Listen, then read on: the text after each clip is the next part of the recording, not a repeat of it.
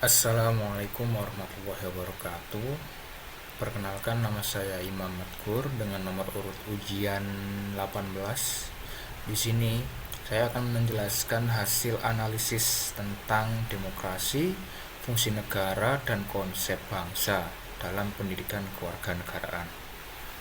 Nah, pertanyaan pertama yaitu tentang apakah demokrasi ini dapat menjaga persatuan bangsa. Nah, jadi menurut saya, menurut analisis saya, eh, bangsa ini adalah cakupan dari aspek keberagaman yang kemudian disatukan oleh dasar yang sama dan menjadi sebuah identitas bangsa. Nah, apakah demokrasi dapat menjadi pelindung?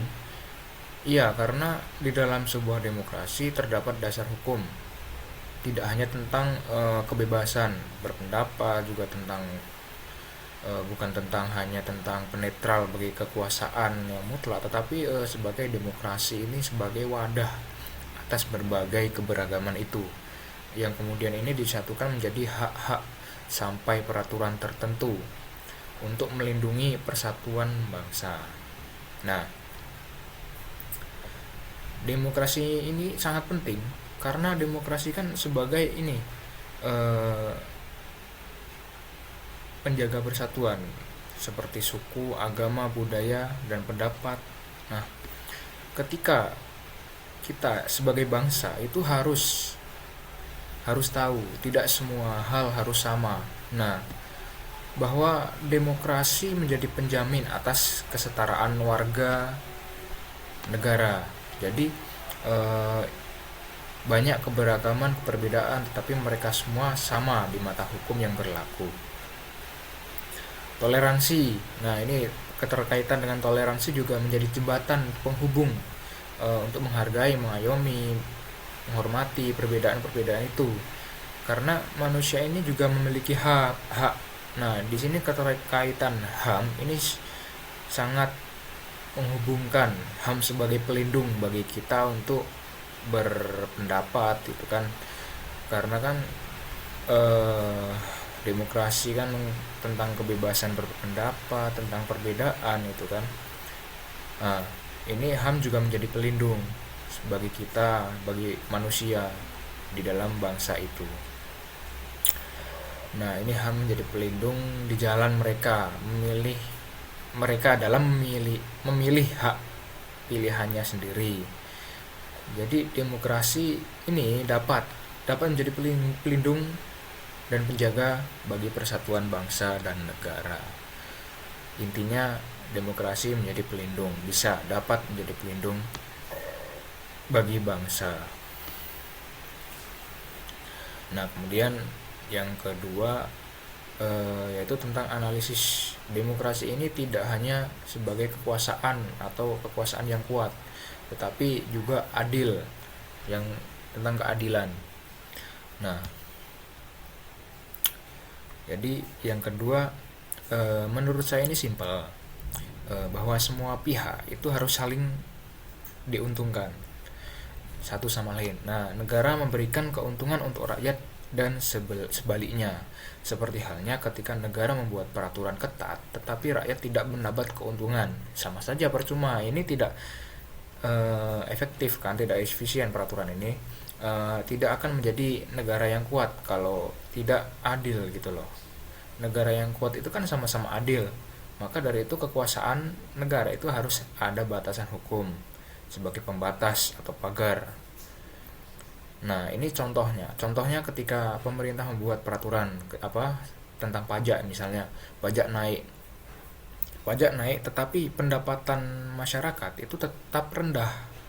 Nah, tentunya masyarakat itu kan merasa dirugikan, merasa keberatan tentang pajak tersebut, peraturan tersebut. Jadi kalau misal pajak naik, pendapatan pun juga harus bisa naik. Nah, jadi kita nggak akan keberatan jika pendapatan kita tinggi, pajak juga tinggi, ya oke lah, bisa kita melakukan pembayaran pajak, mematuhi peraturan tersebut. Tapi kalau misal apa terdapat peraturan bahwa kenaikan pajak tapi gaji kita rendah, sama saja, sama-sama tidak menguntungkan. Nah, itu jadi negara yang adil itu saling menguntungkan satu sama lain, maupun rakyat maupun negaranya itu saling saling mendapatkan keuntungan.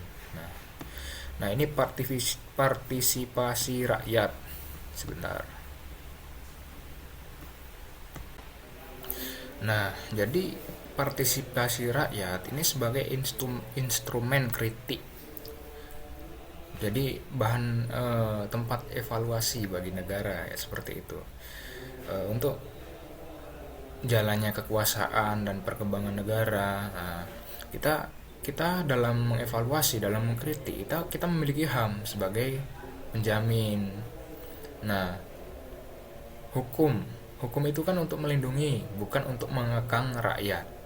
Nah, tujuan dari semua ini adalah untuk memberikan hak dan perlindungan semua pihak di dalam negara yang demokrasi. Jadi semuanya adil. Jadi intinya eh, jika kekuatan negara ini berjalan dengan baik, adil, maka keadilan masyarakat ini akan tercapai.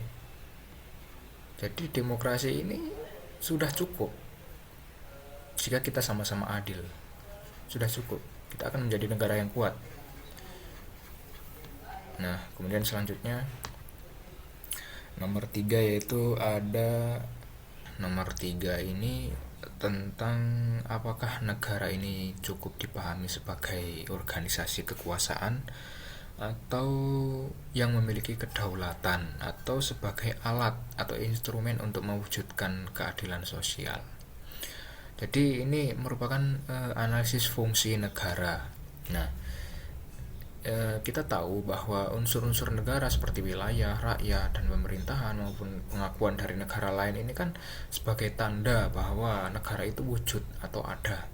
Namun itu hanya formalitas. Bagaimana negara itu bisa benar-benar bereksistensi, ada. Nah, ya, sebagai pemberi kesejahteraan dan keadilan bagi rakyatnya. Nah, bahwa bukan hanya tentang soal kekuasaan, tetapi bagaimana, ya, pemanfaatan kekuasaan itu dapat bermanfaat dan mewujudkan keadilan sosial. Nah, negara dan kekuasaan itu sebagai alat untuk mensejahterakan. Kemudian kita sebagai warga negara menyerahkan sebagian hak kita, atau contoh ini pajak, ya, contoh, sebagai timbal balik dalam melindungi dan memberikan keadilan. Pemerintah harus bertanggung jawab memberi kedaulatan, menjaga, mengelola semua yang ada di dalam negara. Jika tidak, maka tidak sah disebut sebagai negara yang adil dan berdaulat. Jadi ya, intinya negara ini kan harus memberikan manfaat. Jadi ketika pejabat memiliki kekuasaan, ya mereka harus memanfaatkannya semaksimal mungkin. Dan apabila negara ini negara memiliki kekuasaan di dunia global, di politik global, ya kita harus memanfaatkan itu untuk mensejahterakan rakyat. Jadi seperti itu. Nah, negara yang baik ini kan menggunakan kekuasaan ini untuk kepentingan rakyat dan menciptakan keadilan sosial tersebut. Nah, kemudian selanjutnya ini nomor 4, itu analisis suatu kelompok masyarakat dapat disebut sebagai bangsa. Apakah kelompok itu bisa disebut sebagai bangsa? Nah, apakah bangsa Indonesia ini lebih tepat dipahami sebagai bangsa yang terbentuk karena kesamaan identitas atau karena kesepakatan politik dan sejarah bersama? Ya, menurut saya ini suatu kelompok ini bisa disebut sebagai negara, sebagai bangsa, karena ada faktor seperti kesadaran, nasib, sejarah, dan cita-cita bersama. Bukan hanya persamaan yang menjadi syarat terbentuknya kelompok menjadi bangsa.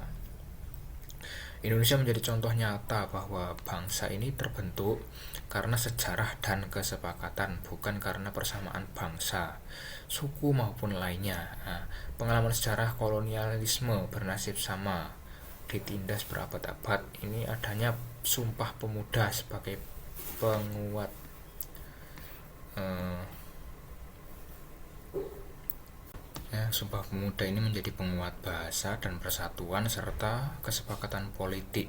Nah, menjadi pengakuan tumpah darah dan bangsa yang satu. Nah, dulu kan Indonesia ini kan dijajah. Nah, hasil jajahan ini ya, teritorial jajahan atas Belanda ini mencakup dari Sabang sampai Merauke, itu kan hasil peninggalan dari Belanda. Makanya Indonesia ini terbentuk karena adanya eh, kepentingan politik tersebut, bagaimana itu nanti bisa mencapai cita-cita bahwa Indonesia itu bisa maju, bisa menjadi negara yang satu. Nah, ini Sumpah Pemuda ini dulu sebelum merdeka ini sudah ada. Jadi Sumpah Pemuda ini sebagai salah satu penguat, salah satu dasar negara ini terwujud atau bangsa ini eh, bersatu gitu. Nah, Pancasila ini ada Pancasila juga atau cita-cita sebagai wadah atas keberagaman yang menjadi satu untuk mencapai ideologi Pancasila yang adil dan makmur. Contoh penguat lagi dalam kehidupan berbangsa itu adanya Bhinneka Tunggal Ika, ini sebagai pengakuan seluruh keberagaman secara adil. Jadi bangsa ini terbentuk karena adanya persatuan dan kesepakatan bersama untuk hidup dan berkembang sebagai satu kesatuan dan mencapai cita-cita yang diinginkan. Nah, maka dari itu kelompok itu bisa menjadi bangsa itu ya karena kesepakatan itu, karena kepentingan politik itu, karena nasib yang sama, karena ada unsur peninggalan atau histori-histori lain, histori masa lalu ya kan. Kemudian menjadi kepentingan politik yang kemudian menjadi sebuah bangsa dan negara, seperti itu. Mungkin cukup sekian dari saya. Mohon maaf apabila banyak salah kata dan perbuatan atau perkataan yang kurang jelas dan difahami, mungkin bisa dimaafkan. Cukup sekian dari saya. Wassalamualaikum warahmatullahi wabarakatuh.